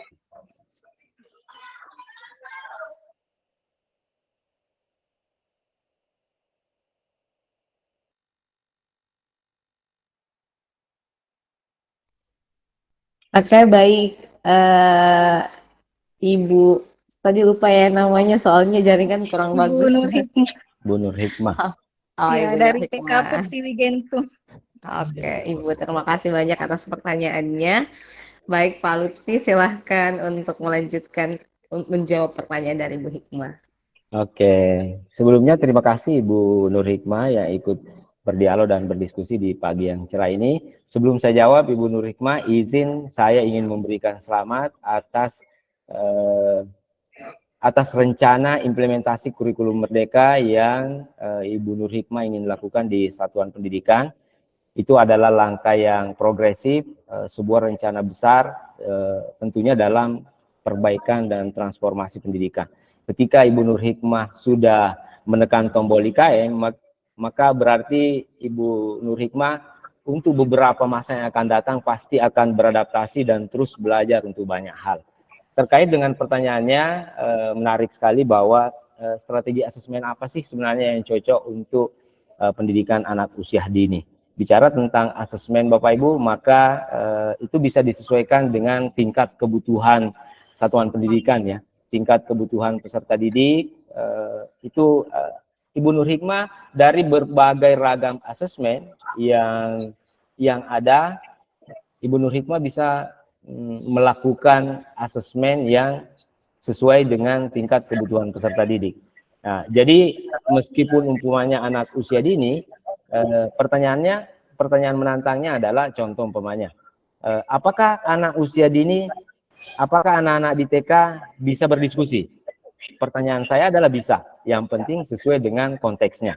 Maka seluruh ragam asesmen yang telah kita pelajari bersama itu berpotensi, berpeluang dan memungkinkan untuk dipakai di tingkat satuan apa saja. Meskipun di pendidikan anak usia dini. Apakah di pendidikan anak usia dini bisa berproyek? Oh bisa. Selama kemudian strategi, pendekatan, dan caranya itu sesuai dengan memang kriteria pendidikan anak usia dini. Ya, saya pikir seperti itu Ibu Nur Hikmah. Maka Ibu Nur Hikmah mampu, silahkan dikreasi, silahkan dimodifikasi bahwa ragam asesmen yang telah kita diskusikan tadi itu berpotensi untuk Ibu pakai. Yang mana yang paling dibutuhkan, yang menurut Ibu berdasarkan analisis kebutuhan ini ya itu memungkinkan sekali. Saya pikir seperti itu, Bu. Baik, Pak Lutfi, terima kasih. Nah, mungkin Ibu Hasna sudah mendengarkan dari jawaban Pak Lutfi, jadi sesuai dengan kebutuhan dari peserta didik. Nah, apalagi anak PAUD atau anak TK ya, Masya Allah luar biasa. Belum bisa membaca, belum bisa berhitung, tapi mungkin bisa dari segi mengenal. Jadi mungkin ya bisa bermain peran ya kayaknya Pak Lutfi ya. Oke, Ibu Hasniati, saya kebetulan menjadi ketua komite di salah satu TK, Sekolah Penggerak ya. Itu mereka melakukan kegiatan market day. Market day itu kan identik dengan orang dewasa. Jadi Iya. mereka melatih motorik kasar, kemudian memperkenalkan jual beli dan uang itu ke anak-anak dengan teknik market day. Ada yang namanya simulasi perbankan. Jadi anak-anak belanja pakai uang apa, kemudian uangnya nanti itu ditukar di perbankan. Jadi sekolah itu mensiasati. Nah, jadi seluruh anak-anak dagangan. Jadi kebetulan saya ikut itu hari, jadi seluruh anak-anak dagangan uangnya adalah yang dibuat di sekolah. Karena memang Oh iya. kemudian uang itu nantinya akan ditukar oleh bank yang juga dibuat oleh sekolah. Nah, saya pikir itu adalah salah satu bentuk asesmen memperkenalkan sesuatu. Ada banyak kompetensi sih yang terasa jika model belajarnya seperti itu. Jadi pertanyaannya Bu Hasna bahwa strategi apa? Semua strategi memungkinkan selama caranya benar dan analisis kebutuhannya tepat. Ya, seperti itu Bu. Ya, baik. Terima kasih banyak Pak Lutfi. Semakin membuka wawasannya mungkin Ibu Hasna ya.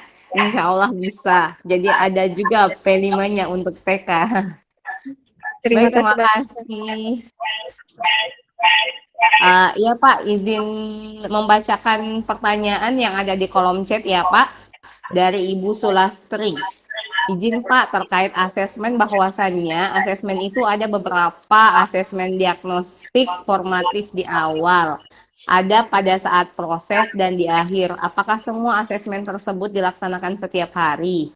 Sementara realita di sekolah saya, Pak, asesmen di awal proses saja memakai waktu berjam-jam untuk murid menjawab. Adakah triknya dalam membuat asesmen, Pak? Oke. Mohon mungkin bisa dijawab ya Pak Lutfi, terima kasih. Oke, terima kasih Bapak Ibu. Mari Bapak Ibu ya, Ibu Asniati, saya tentunya bukan pakar asesmen untuk seluruh tingkatan, tapi yang saya bisa lakukan adalah, yang saya bisa bagi adalah pengalaman-pengalaman rekan-rekan, pengalaman-pengalaman saya ketika sharing dan diskusi. Ya, mari membuat asesmen ini menjadi sesuatu yang menyenangkan, karena memang sebenarnya sangat menyenangkan. Karena tujuannya adalah membantu kita dan membantu murid. Jadi asesmen hadir untuk itu Bapak Ibu. Membantu kita agar mampu menemukan sebuah strategi yang tepat dan membantu murid. Ada asesmen yang sesuai dengan kemampuan murid. Jadi akhirnya asesmen ini memang menjadi cahaya, menjadi pelita, dan menjadi solusi bagi proses pembelajaran untuk meningkatkan performa pembelajaran. Terkait dengan asesmen Bapak Ibu, pada dasarnya ketika kita membuka ruang kelas, masuk di kelas, maka yang kita lakukan itu adalah serangkaian banyak asesmen. Asesmen awal, apalagi kalau formatif, asesmen formatif di awal pembelajaran, pada saat pembelajaran dan berlangsung, dan pada saat akhir, ya itu adalah bagian daripada asesmen. Ya. Jadi seperti itu teman-teman sekalian, mari menempatkan asesmen ini sebagai alat bantu. Ya, makin sering-sering Bapak Ibu melakukan asesmen, maka performa pembelajaran itu berpotensi untuk menjadi lebih baik, menjadi lebih bagus sesuai dengan hasil refleksi yang Bapak Ibu lakukan di kelas. Persoalannya, saya mungkin tidak terlalu ingin harus dipaksakan bahwa harus, yang jelasnya silakan Bapak Ibu gunakan asesmen itu seproporsional mungkin. Ya, terima kasih ya Bu. Oh ya, baik Pak Lutfi, terima kasih. Itu tadi pertanyaan dari Ibu Sulastri ya. Jadi di sini ada pertanyaannya, apakah semua asesmen tersebut harus dilaksanakan setiap hari? Tadi Bapak Lutfi mengatakan bahwa seproporsional mungkin ya Pak, yang tidak menyiksa guru ya. Dan dibuat bagaimana semenarik mungkin asesmennya supaya tidak memakan waktu yang banyak. Mungkin itu dari jawaban dari pertanyaan Ibu Sulastri. Kemudian ada lagi Pak pertanyaan di kolom chat. Asesmen untuk anak PAUD bisa dilakukan melalui permainan? Boleh dijawab Pak Lutfi.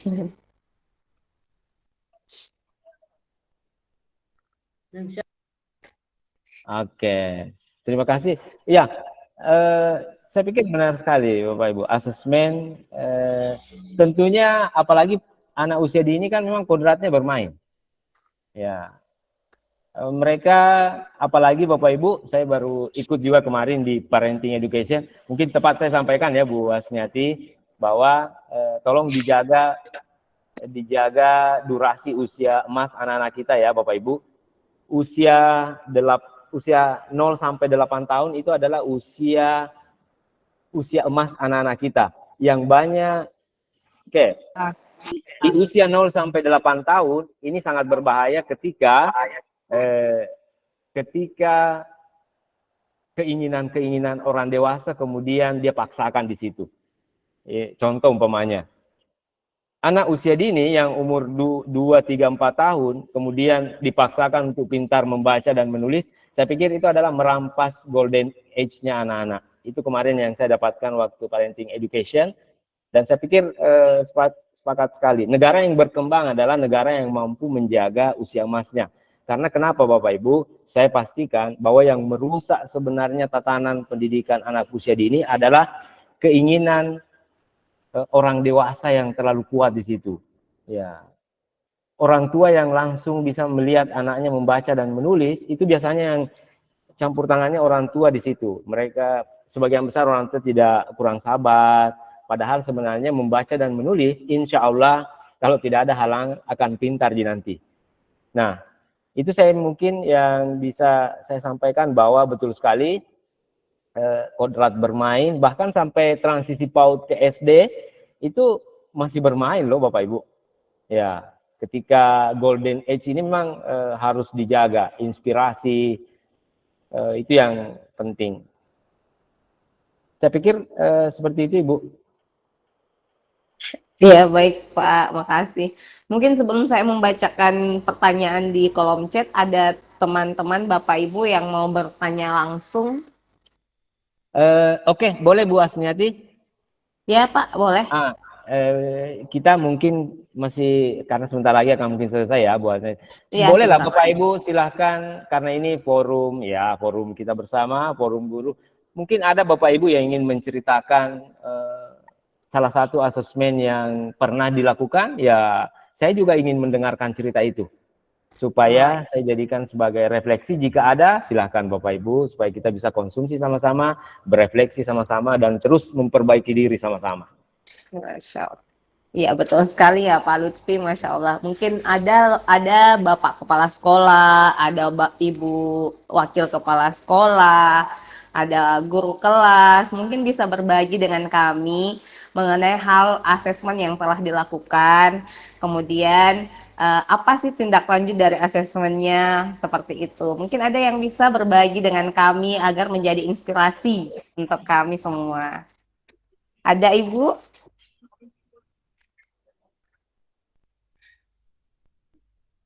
Mungkin yang dari Bapak Kepala Sekolah atau siapa yang bisa berbagi dengan kami mengenai asesmen-asesmen yang telah dilakukan.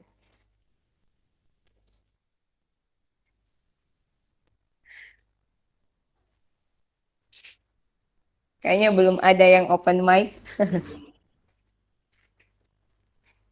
Oke, Bu Asniati, kebetulan Ya, Pak. momentumnya dapat, beberapa teman-teman tadi, khususnya di tingkat PAUD bertanya tentang strategi belajar ya Bapak Ibu. Saya ingin menyampaikan satu kisah nyata, ini di pembelajaran Pak PAUD loh Bu Asniati, mungkin di salah satu kota, salah satu sekolah di Bandung. Itu kemudian ternyata kita harus memandang anak kita itu memang punya peran-peran yang luar biasa.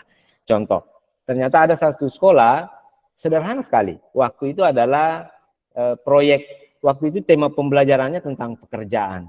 Setelah anak itu ternyata menyampaikan tentang pekerjaan dan aktivitas orang tuanya, ternyata putaran positifnya itu luar biasa sekali. Ada satu anak yang menyampaikan bahwa bapaknya butuh seorang karyawan, kemudian anak yang lain menyampaikan bahwa bapak saya di PHK, itu kemudian ketemunya di dalam sekolah, ketemunya di ruang kelas, Jadi salah satu orang tua mendapatkan pekerjaan itu dari hasil belajarnya anak-anak di ruang kelas. Ya, jadi kita harus memandang bahwa betapa anak-anak kita itu mampu memberikan peran yang luar biasa dan dia bisa menjadi solusi. Itu bayangkan ketika anak-anak TK ya, itu bercerita tentang aktivitas orang tuanya. Dia punya banyak karyawan, kemudian perusahaannya mungkin sedang butuh karyawan. Di sisi lain Bapak Ibu, ini ada anak-anak kita, anak-anak di kelas itu kemudian menceritakan, oh bapak saya baru di PHK, ibu tidak bekerja sampai sekarang sedang mencari pekerjaan. Ini adalah momentum belajar Bapak Ibu. Suasana pembelajaran tapi berujung kepada salah satu orang tua dipekerjakan oleh orang tua yang lain dari hasil belajar anak ini. Itu mungkin yang saya sampaikan bahwa betapa asesmen itu, ragam asesmen itu bisa berlaku untuk seluruh tingkatan. Ya, seperti itu. Itu kisah nyata di obrolan kami di komunitas guru belajar. Saya pikir teman-teman KGBN Pangkep paham itu tentang peristiwa-peristiwa pelibatan anak. Dan memang pertanyaan saya begini, apakah anak TK dilarang bercerita tentang pekerjaan? Ya, mereka harus diberi ruang untuk menceritakan itu. Sehingga banyak kompetensi kemudian yang terasa terkait dengan itu. Itu menandakan Bapak Ibu bahwa sangat penting tadi itu di asesmen bahwa pelibatan peserta didik dalam sebuah kegiatan belajar itu harus dimaksimalkan. Kalau kita maksimalkan, maka kita tidak tahu betapa kita tidak bisa memprediksi dan membatasi itu daya ledak belajarnya sampai sangat besar. Seperti peristiwa tadi itu Bapak Ibu. Saya tidak pernah membayangkan pembelajaran yang sederhana itu kemudian mampu mempekerjakan salah satu orang tua yang di PHK. Seperti itu Ibu Asniati. Bicara Ya, tentang Masya Allah. Terima kasih banyak Pak Lutfi atas pengalaman ya yang sudah diceritakan dari kisah nyata dan itu sangat inspiratif buat kita semua bahwa dalam setiap momen pembelajaran untuk anak-anak itu sebaiknya melibatkan peserta didik untuk berbagi informasi, kemudian menggali informasi.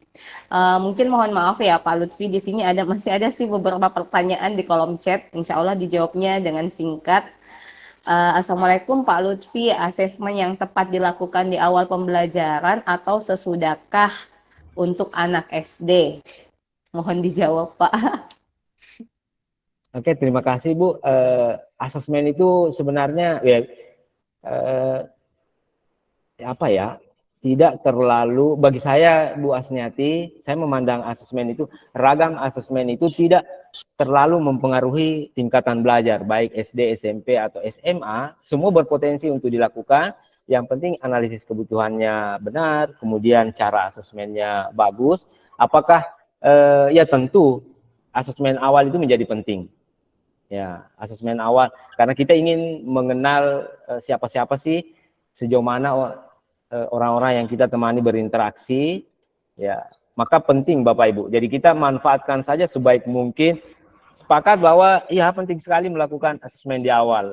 Nah, bolehlah kalau umpamanya pendidikan dasar atau pendidikan menengah kalau 2-3 kali pertemuan hanya habis untuk asesmen, jika itu lebih bagus maka lakukan itu Bapak Ibu dibanding masuk pertemuan pertama langsung tancap materi, anak-anak bingung.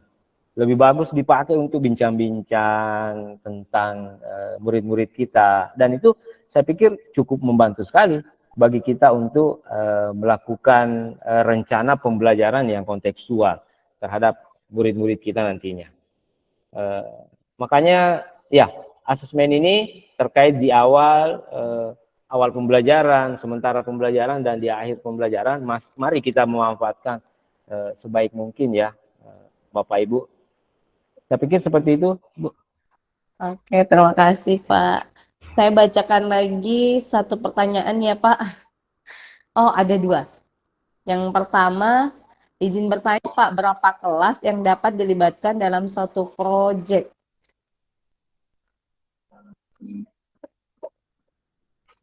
Ini dari Pak Jamaluddin. Katanya, berapa kelas yang dapat dilibatkan dalam satu proyek? Oke. Oh, berarti Seperti itu ya Bu Asniati. iya, Pak. Oke.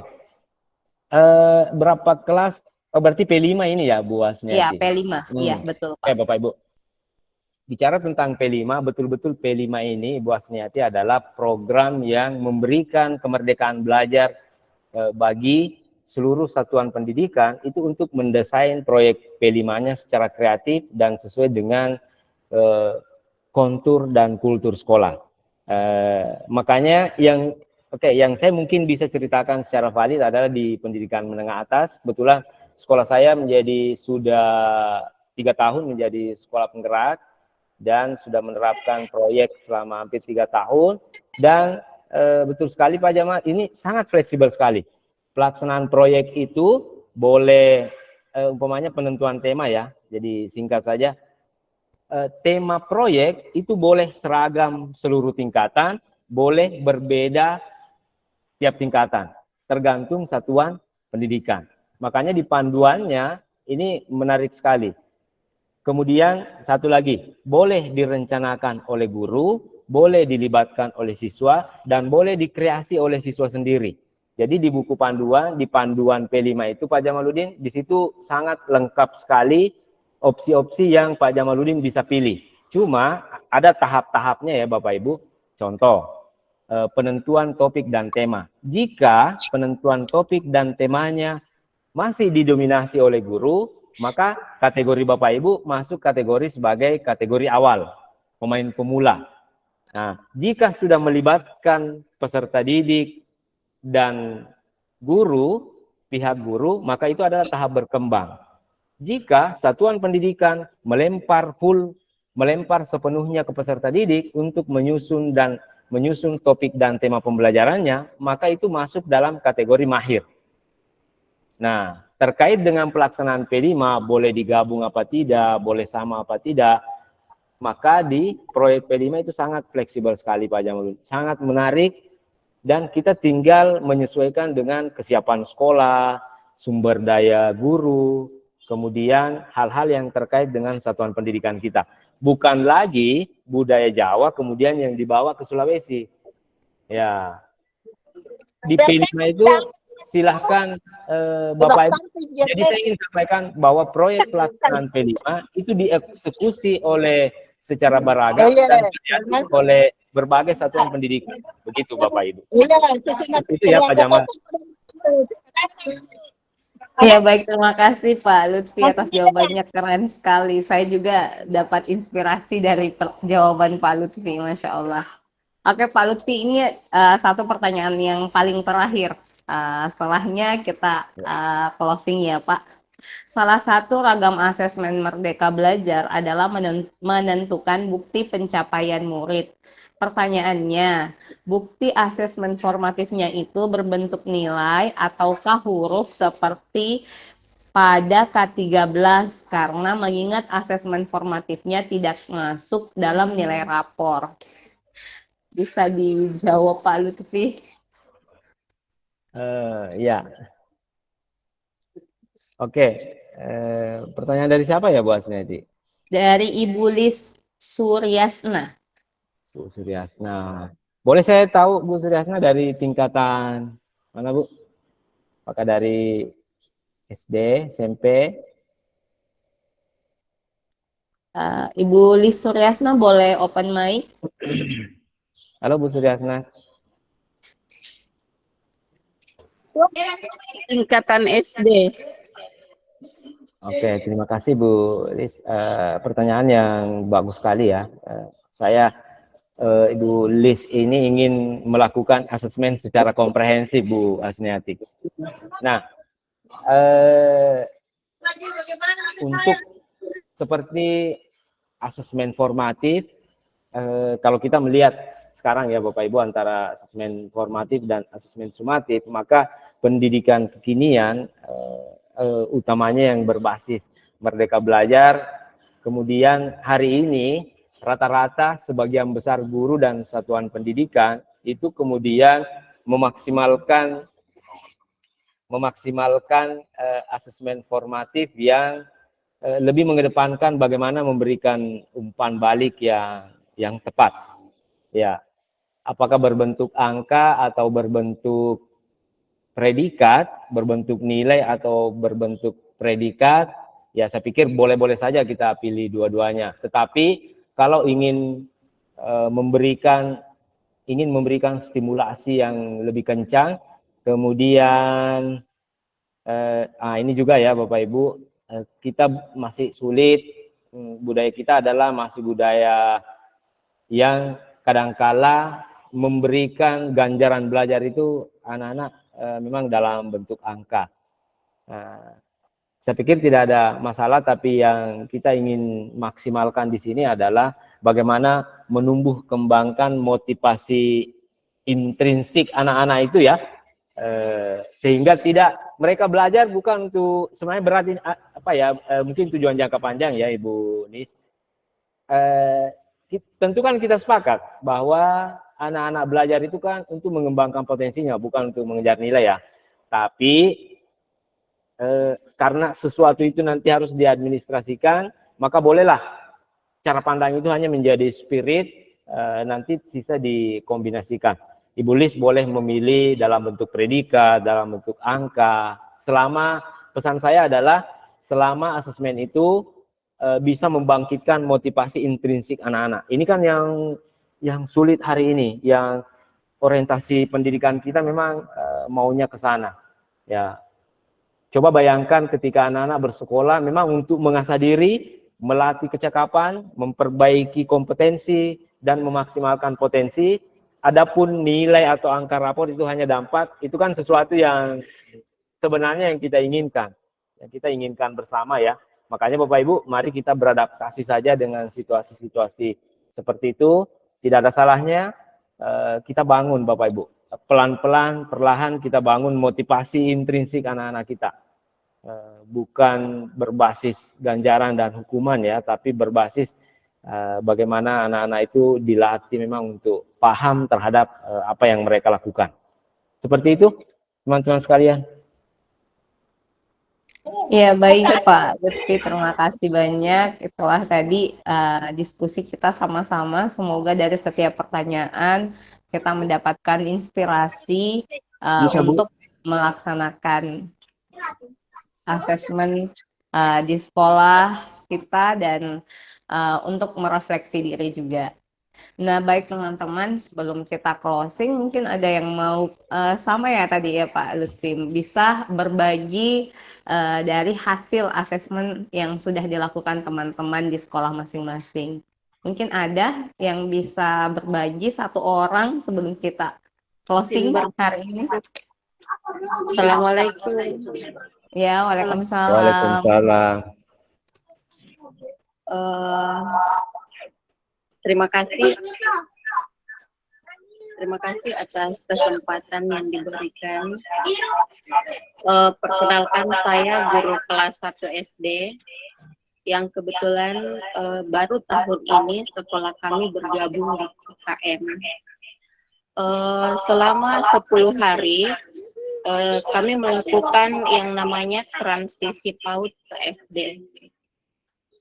Selama 10 hari itu kami juga melakukan yang namanya asesmen awal. Ternyata selama 10 hari itu asesmen awal itu membantu guru mengetahui kemampuan setiap murid. Dari asesmen awal itu saya bisa menggolongkan siswa saya dalam satu kelas itu dengan 3 tingkatan berdasarkan kemampuan mereka, sehingga ketika memasuki pelajaran, memasuki minggu ketiga, di mana siswa masih dituntut untuk ketiga area berhitung itu diajarkan dulu, jangan langsung ke penjumlahan, lebih ke pengenalan banyak sedikitnya. Nah, di sini dari 3 tingkatan siswa ini itu membantu saya untuk mengukur kemampuan mereka. Nah, dari ketiga itu yang pencapaian yang dia lakukan itu ketika belajar itu saya sudah tahu bahwa si A ini kemampuannya segini, saya bisa turunkan dulu pencapaiannya. Nah, ini sangat membantu kegiatan asesmen awal selama 10 hari ke depan, di mana kegiatan transisi yang awalnya dikatakan transisi PAUD ke SD, di mana anak-anak belum dituntut untuk berkenalan dengan calistung, membaca, menulis, dan berhitung. Mereka bermain, bercerita, sehingga anak-anak itu merasa dia bukan langsung masuk di SD, dia selalu merasa masih berada di sekolah lamanya, cuma dengan suasana yang baru. Namun setelah asesmen awal ini, yang ingin saya pertanyakan, ketika di akhir pembelajaran itu, apakah asesmen ini di akhir pembelajaran dan di awal pembelajaran itu, karena dari hari ke hari itu tergeser, tadinya belum bisa, di hari berikutnya kemampuannya akan terus bertambah. Dan di sini saya sekedar ingin lagi dan ingin menyampaikan bahwa penerapan asesmen awal itu begitu sangat membantu dan sangat memudahkan. Ya, ini berdasarkan pengalaman saya ya Pak, selama di kelas 1, karena kebetulan saya baru tahun ini juga menjadi wali murid. Mungkin teman-teman di sini ada yang punya pengalaman yang lebih lagi daripada saya, seperti atau yang lainnya lagi, kita berbagi. Terima kasih.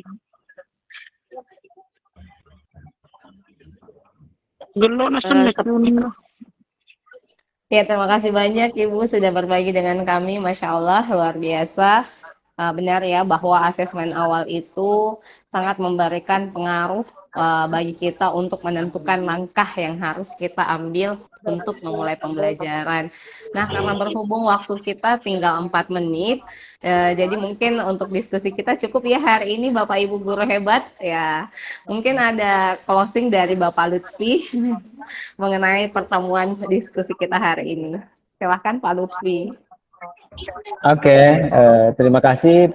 Pertama, saya ingin berterima kasih dulu kepada Ibu Asniati yang telah menjadi moderator sekaligus memandu kegiatan diskusi kita dengan sangat baik.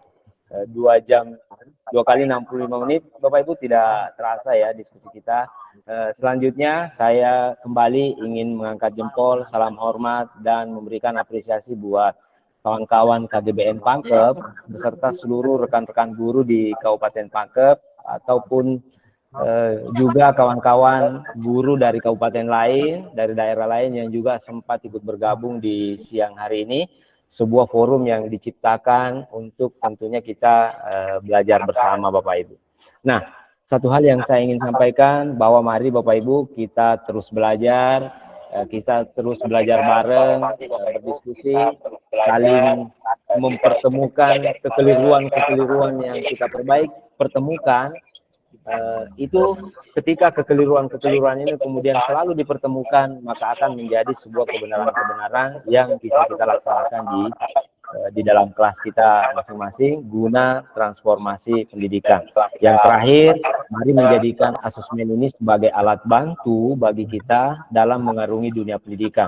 Alat bantu bagi kita untuk murid-murid dapat belajar dan mengasah potensinya dengan baik, dan alat bantu bagi guru bagaimana menemukan, merancang sebuah strategi pengajaran yang terbaik demi pendidikan yang berpihak kepada peserta didik dan demi ekosistem pendidikan yang terbaik untuk pendidikan nasional.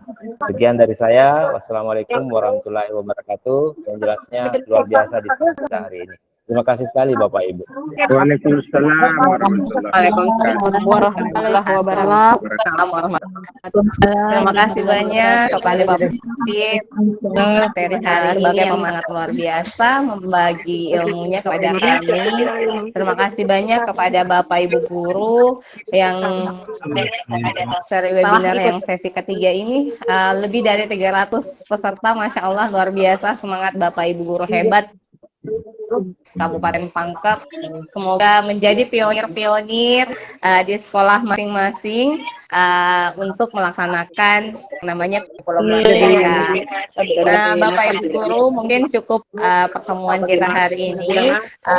Sebelum saya tutup, sebelum saya tutup, Bapak Ibu guru, satu pesan saya, dalam suatu hadis dikatakan bahwa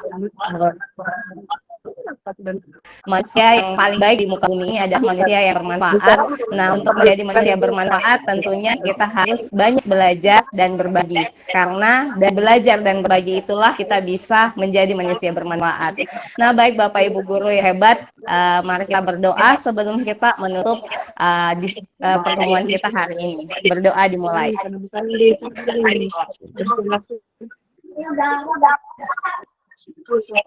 Amin. Baik Ibu guru, Bapak Ibu guru hebat, cukup hari ini ya pertemuan kita. Terima kasih banyak atas waktunya.